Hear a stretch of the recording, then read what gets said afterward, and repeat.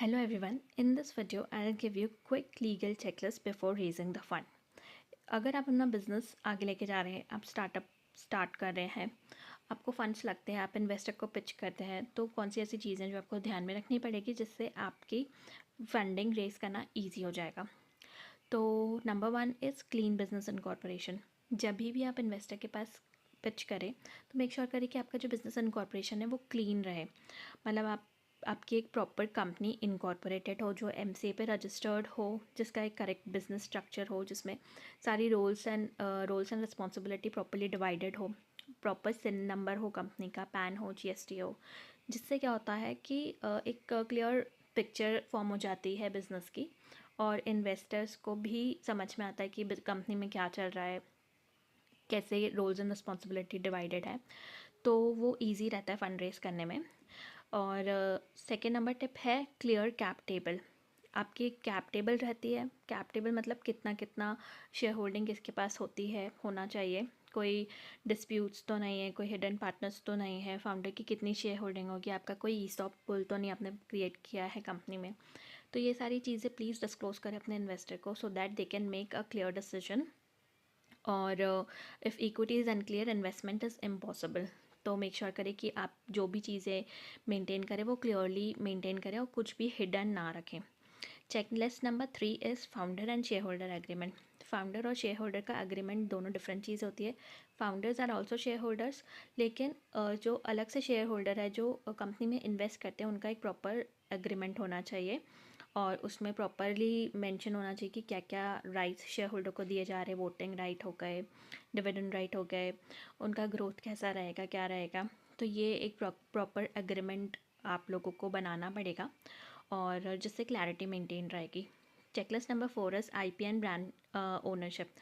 IP और brand मतलब intellectual property. अगर आपके पास जो भी कॉपीराइट है, कुछ पेटेंट की, जो भी आपको पेटेंट रजिस्टर कराना है, आपको किसी भी ब्रांड का ट्रेडमार्क कराना है, तो आप प्लीज़ उसको फाइल करें, रजिस्टर्ड करें, क्योंकि आप इतनी मेहनत अगर पर्टिकुलर ब्रांड पे लगाएंगे और वो कोई और रजिस्टर कर ले लीगली, तो आपकी पूरी ब्रांडिंग वेस्ट हो जाएगी। तो मेक श्योर करें कि ट्रेडमार्क फाइल्ड है, रजिस्टर्ड है, कुछ भी आईपी असाइन है कंपनी को, तो मतलब वो इंडिविजुअल के नाम पे ना हो, वो कंपनी को असाइन होना चाहिए।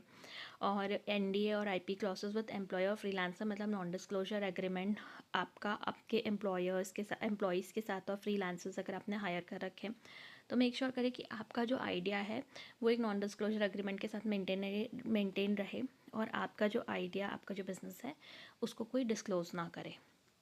तो ये भी एक इम्पॉर्टेंट पॉइंट है। उसके बाद आता है checklist number 5 is compliance and tax cleanliness. Legal compliances तो आपको शुरू से ही मेंटेन करना चाहिए, जो कि एक हेल्दी स्ट्रक्चर क्रिएट करता है, गुड इमेज क्रिएट करता है।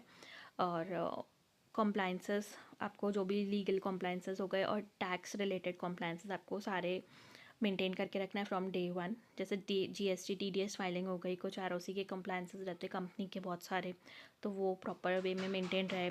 नो पेंडिंग लीगल नोटिस नहीं होना चाहिए, ठीक है। फिर चेकलिस्ट नंबर 6 है प्रॉपर कॉन्ट्रैक्ट एंड पॉलिसी। आप जिसके साथ भी कॉन्ट्रैक्ट करें, जिसके साथ भी डील करें, तो एक प्रॉपर रिटर्न एग्रीमेंट बनाएं, कॉन्ट्रैक्ट बनाएं जो कि लीगली बाइंडिंग होगा। वर्बली कोई भी चीज़ ना करें। आपके क्लाइंट हो गए, आपके वेंडर है, उनके साथ आपके प्रॉपर एग्रीमेंट बने होना चाहिए। एम्प्लॉयमेंट कॉन्ट्रैक्ट होना चाहिए एम्प्लॉयज़ के साथ। प्रिवेसी पॉलिसी और terms specially for apps and websites, आप ये सब चीज़ों को मेंटेन करें। Checklist number 7 is term sheet readiness. इसमें क्या होता है कि आपको अपनी कंपनी मतलब कभी भी कोई टर्म शीट आप साइन करें तो मेक श्योर करें कि आपको वैल्यूएशन पता है आपकी कंपनी की कितनी है, आप कितना इक्विटी डाइल्यूट कर रहे हैं। और अगर आप अपनी इक्विटी डाइल्यूट करेंगे तो आपका कितना कंट्रोल लूज़ हो जाएगा या कितना कंट्रोल आपके पास रहेगा, आपके क्या एग्जिट क्लॉसेस रहेंगे। हमेशा ऐसा नहीं सोचना कि अरे यहाँ से अच्छा पैसा मिल रहा है तो हम फटाक से अपनी इक्विटी को डाइल्यूट करते हैं। तो please don't rush, negotiate smartly. ये सारी चीज़ें आपको ध्यान रखनी चाहिए, which will help you a lot, because raising fund is not about pitching harder, it's about being legally ready. Founder who prepare legally don't beg for funding, they attract it. So please make sure करें कि आप इन सारी checklist को बिल्कुल thoroughly follow करें, which will help you so much to raise your funds. Thank you and follow for more.